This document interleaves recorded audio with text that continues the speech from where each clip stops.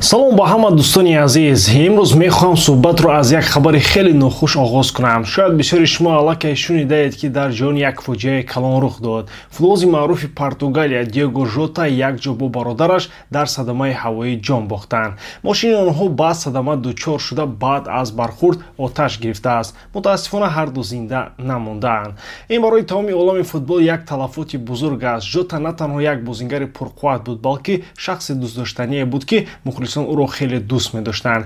Мо бо оила ва наздикони ӯ ҳамдардӣ мекунем. Вале ҳаёт идома дорад. Имрӯз мехоҳам дар бораи гузаришҳои футболбозон ҳарф занем. Бозори трансферӣ дар ҳамаи лигаҳои калон кушода шудааст. Бисёр клубҳо аллакай бозингар мехаранд ё мефурӯшанд. Касе дастаашро тарк мекунад, касе интизори пешниҳоди нав аст. Мо ҳамаи ин хабарҳоро имрӯз якҷо баррасӣ мекунем. Ва албатта фаромӯш накунед ки имрӯз бегоҳ бозии чорякфинали чемпионати ҷаҳон миёни клубҳо баргузор мешавад. Флуменсе бар зидди Ал-Ҳилол. Ман ин бозиро зинда ва бо сифати баланд дар канали телеграмам намоиш медиҳам. Ҳамон тавре ки ҳамеша бозиро якҷо мебинем, суҳбат мекунем, фикрҳоямонро мегӯем. Ман, шумо ва ҳамаи дӯстдорони футбол. Агар мехоҳед бозиро тамошо кунед ва бо ману дигарон ҳамзамон фикр иваз кунед, ба канали телеграми ман ҳамроҳ шавед, обуна шавед ва тайёр шавед ба бозӣ. Оғози бозӣ соати 10:00 ба вақти Москав ва 12 шаб ба вақти Тоҷикистон.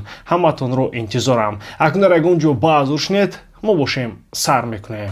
Клуби ПСЖ мехоҳад Марко Асенсиоро фурӯшад ва айни замон атрофи ӯ вазъият хеле ҷолиб шудааст. Аз як тараф ӯ бозингари дастаи миллии Испания аст ва таҷрибаи хуб дорад. Ӯ дар замони бозӣ дар Реал Мадрид чандин голи муҳиму зебо зад. Техникӣ аст. Ҳам бо пои рост ва ҳам бо пои чап хуб мезанад. Аз канор хуб ҳамла мекунад. Вале аз тарафи дигар ӯ ҳеҷ гоҳ дар дастаи калон бозингари асосӣ набуд. Дар Реал ва ПСЖ бештар дар нақши бозингари эҳтиётӣ буд. Дар матбуоти Туркия навиштанд ки клуби Фенербахче мехоҳад Асенсиоро ба даста бигирад ва ҳатто бо сармураббии даста Жозе Маурино вохӯрӣ гузаронидаанд. Ин як нуқтаи муҳим аст. Агар инро дигар клуби туркӣ мекард, шояд ба он диққат намедодем. Вале ҳоло ки Фенербахче бо Маурино ҳамкорӣ мекунад, ин як лоиҳаи ҷиддист. Дар он ҷо Маурино дастаи нав месозад ва Асенсио метавонад ҷои хубе дар ин ҳайат ёбад. Асенсио имрӯз чӣ гуна бозингар аст? Ӯ на роҳбари асосии бозӣ аст, на шахсе ки тамоми ҳамларо роҳбарӣ мекунад, вале ӯ метавонад дар як лаҳзаи бозӣ ҳолатро тағйир диҳад. Техникааш хуб аст, зарбаи қавӣ дорад ва медонад чӣ гуна дар назди дарвозаи рақиб хатар эҷод намояд. Дар клубҳои миёна мисли Астон Вилла ё Фенербахче ӯ метавонад на танҳо дар фланг, балки дар марказ ҳатто ҳамчун ҳамлагари дуюм бозӣ кунад.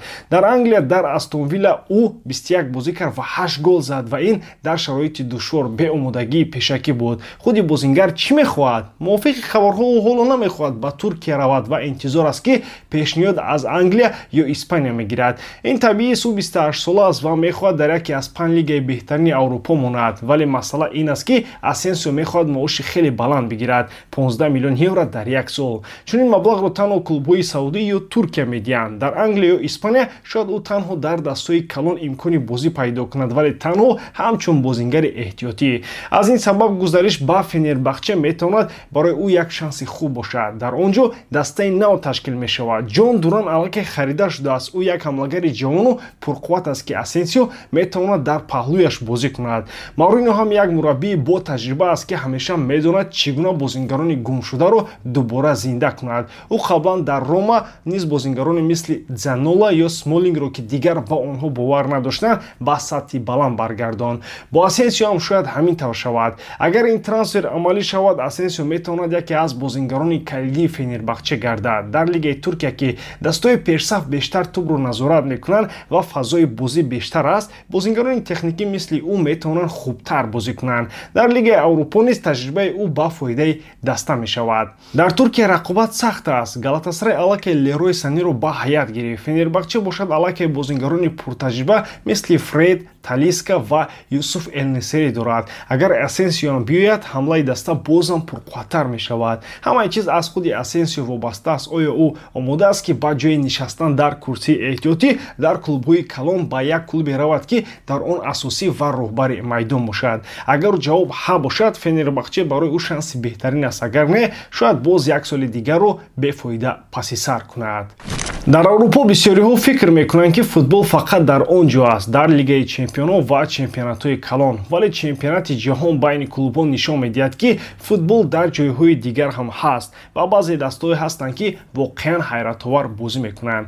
Аз як тараф Флуменсе, дастаи хоси Бразилия, онҳо бо туп бисёр бозӣ мекунанд, техникӣ ҳастанд, бо оромӣ ҳамла мекунанд. Онҳо дар яккашфинал Интери Миланро бурданд ва ин бурд бетасодуф набуд. Онҳо бозиро идора карданд ва хуб фаҳмиданд ки чӣ кор мекунанд. Вале як мушкили калон доранд. Дар дифоъ фазои зиёд холӣ мемонанд, махсусан вақте ки рақиб ба онҳо ҳамла мекунад ё вақте ки стандарт иҷро мешавад. Дар чанд бозии охир дида мешавад ки дар пушташон мушкилӣ аст. Аз тарафи дигар Ал-Ҳилол, дастаи тартибдодашуда ва бо интизоми хуб. Онҳо дифоъи қавӣ доранд ва аз ду канор хуб ҳамла мекунанд. Бештар аз ҳама гузаштанашон аз дифоъ ба ҳамла таъсирбахш аст. Онҳо фақат даво намекунанд, балки аниқ медонанд ки чӣ гуна бояд ҳамла кунанд. Бозингаронашон таҷрибаи хуб доранд ва медонанд ки чӣ гуна дар дақиқаҳои охир рақибро маҷбур кунанд ки иштибоҳ кунад. Ғалаба бар Манчестер Сити нишон дод ки ин даста ҷиддӣ аст. Ин бозӣ бархурди ду услуби гуногун аст.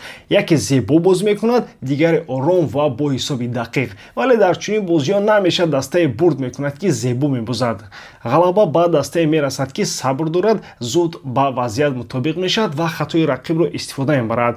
Аз ҳамин сабаб Ал-Ҳилол назар ба Флуменсе омодатар менамояд. Прогнози ман бурди Ал-Ҳилол бо коэффициенти 2,45 аст. Шояд бо фарқи калон не, вале онҳо сазовори пирӯзӣ мешаванд. Онҳо бозиро беҳтар ташкил мекунанд, таҷрибаи бештар доранд ва дар лаҳзаҳои ҳалкунанда худро хуб нишон медиҳанд. Аз шумо метавонед дӯстон интихоби худро дар 1x кунед, зеро дар он ҷо коэффициентҳои баланд ва бонусҳои гуногун шуморо интизор аст ва нафароне ки бори аввал регистратсия мекунанд ва дар вақти он промои мо AMG 0777-ро истифода мебаранд, метавонанд дар аввалин пардохти худ то ҳаҷми 8000 сомонӣ бонус ба даст оранд. Ссилкаи бозӣ дар комментарияи ин видео. Имкониятро аз даст надиҳед.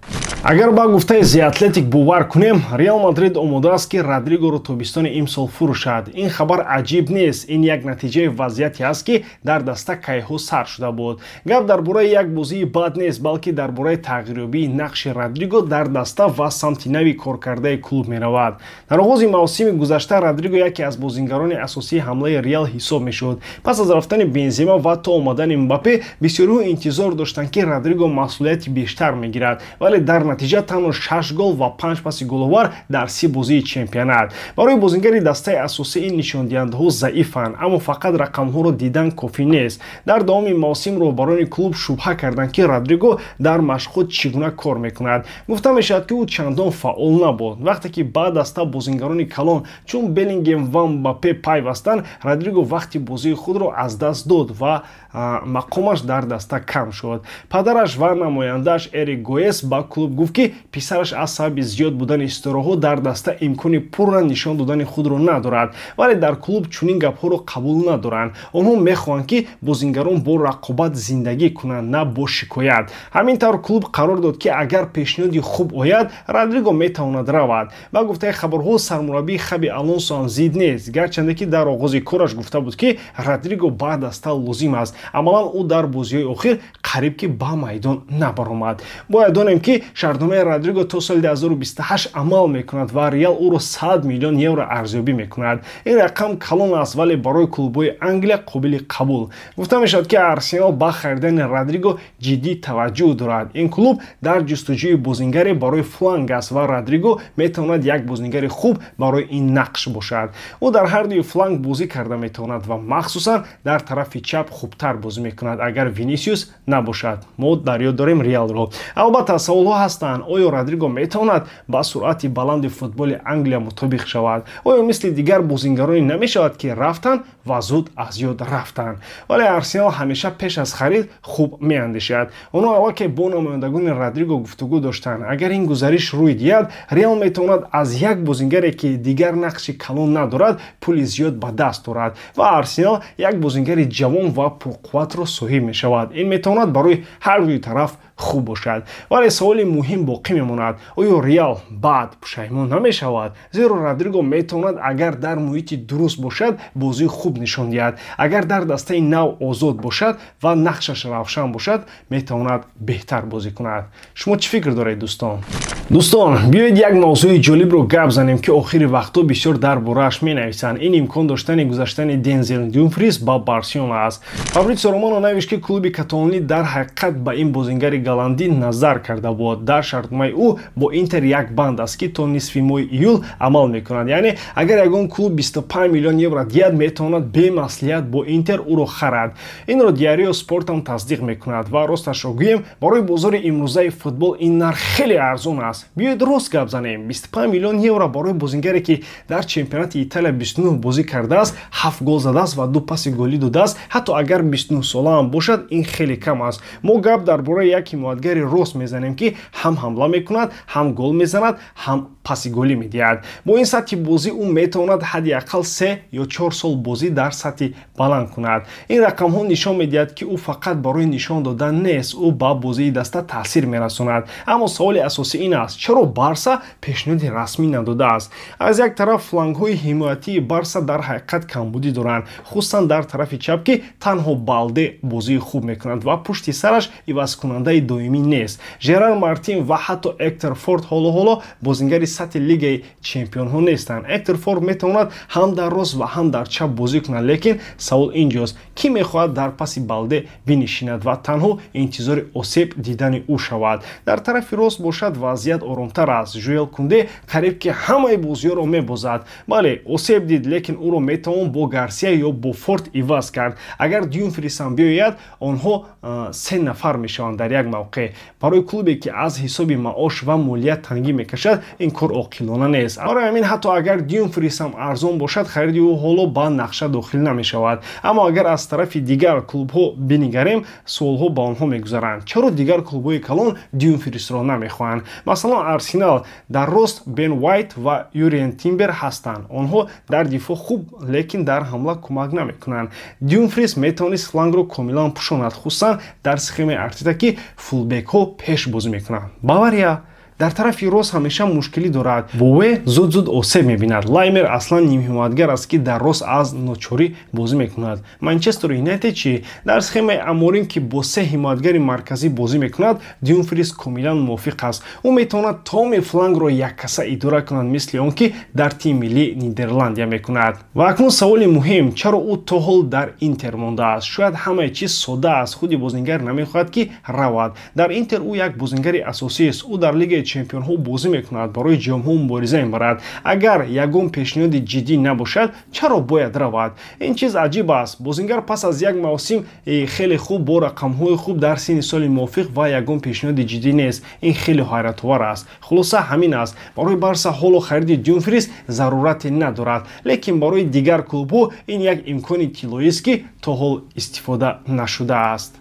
ба ҳамин тамом, боридам ки эҷодкории ман ба шумо писанд меояд. Лайк, комментария ва дар канал обуна шуданро аз ёд набароред. Бо шумо бисёр вақта Муҳаммад Гаиров. Хеле бордарон дар паноҳи Аллоҳ.